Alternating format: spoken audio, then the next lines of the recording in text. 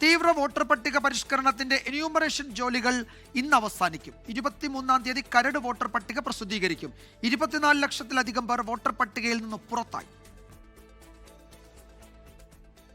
Voter പട്ടിക പരിഷ്കരണത്തിന്റെ ആദ്യഘട്ടമായ enumeration നടപടികൾ അവസാനിക്കുന്നു. 23-നാണ് കരട് വോട്ടർ പട്ടിക പ്രസിദ്ധീകരിക്കുക. തുടർന്ന് 1 മാസം പരാതികൾ സമർപ്പിക്കാൻ അവസരമുണ്ട്. രാഷ്ട്രീയ പാർട്ടികളുടെ ആവശ്യമനുസരിച്ചാണ് ഒഴിവാക്കിയവരുടെ പട്ടിക ASD ലിസ്റ്റ് എന്ന നിലയിൽ പ്രസിദ്ധീകരിച്ചത്.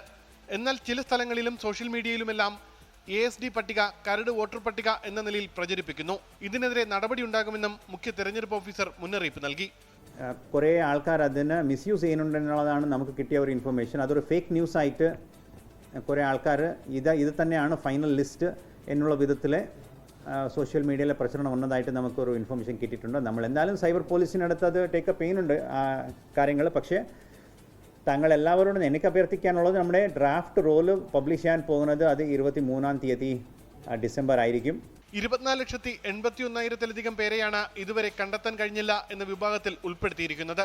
ഇതിൽ മരിച്ചത് 6,49,000 പേരും കണ്ടെത്താൻ കഴിയാത്തവർ 6,89,000 പേരും താമസം മാറിയ 8,21,000 പേരും ഉൾപ്പെടുന്നു.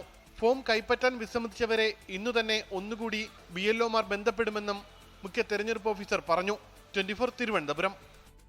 ലോകത്തെവിടെയായാലും ഏത് സമയത്തും 24 വാർത്തകളും ഓഗ്മെന്റഡ് റിയാലിറ്റി പാക്കേജുകളും എക്സ്പ്ലെയിനറുകളും വിശദമായി കാണാൻ ഞങ്ങളുടെ YouTube ചാനൽ നിങ്ങൾക്ക് സബ്സ്ക്രൈബ് ചെയ്യാം.